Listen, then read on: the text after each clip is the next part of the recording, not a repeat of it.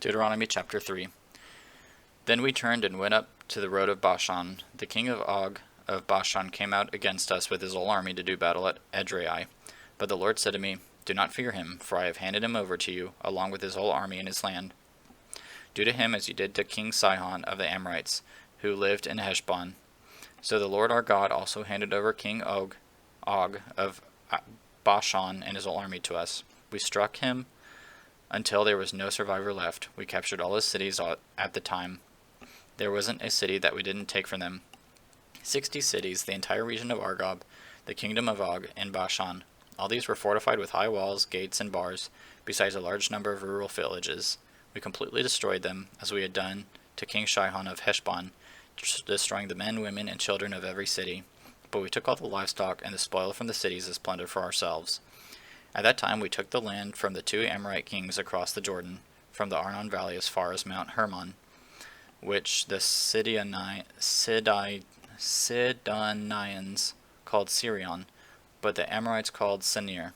All the cities of the plateau, Gilead, and Bashan as far as Salekah and Edrei, cities of Og's kingdom in Bashan.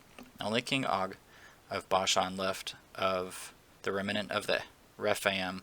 His bed was made of iron. Isn't it in Rabbah of the Ammonites? It is 13.5 feet long and 6 feet wide by a standard measure. At that time we took possession of this land. I gave to the Reubenites and Gadites the area extending from Aroer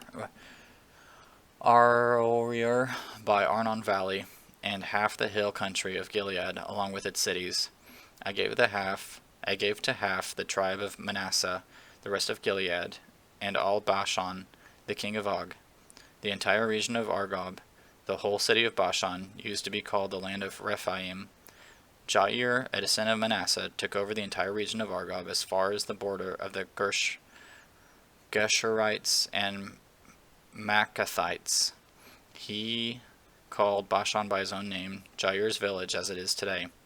I gave Gilead to Machir, and I gave the Reubenites and Gadites the area extending from Gilead to the Arnon Valley. The middle of the valley was the border, and up to the Jacob River, the border of the Ammonites.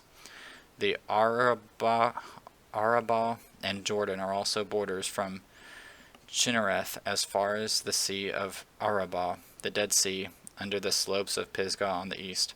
I commanded you at the time the Lord your God has given you this land to possess. All your valiant men will cross over in battle formation ahead of your brothers, the Israelites, but your wives, dependents, and livestock, I know that you have a lot of livestock, will remain in the cities I have given you, until the Lord gives you rest to your brothers as he has to you, and they also take possession of the land the Lord your God is giving them across the Jordan. Then each of you may return to his possession that I have given you. I commanded Joshua at the time, Your own eyes have seen everything the Lord your God has done to these 2 kings. The Lord will do the same to all the kingdoms you are about to enter. Don't be afraid of them, for the Lord your God fights for you. At that time I begged the Lord, Lord, you have begun to show your greatness and your strong hand to your servant. For what God is there in heaven or on earth who can perform deeds and mighty acts like you? Please let me cross over and see the beautiful land on the other side of the Jordan, that good hill country, and Lebanon. But the Lord was angry with me because of you and would not listen to me. The Lord said to me, That's enough. Do not speak to me again about this matter. Go to the top of Pisgah and look to the west, north, south, and east, and see it with your own eyes, for you will not cross the Jordan. But commission Joshua and encourage and strengthen him, for he will cross over ahead of the people and enable them to inherit this land that you will see. So we stayed in the valley facing Beth Peor.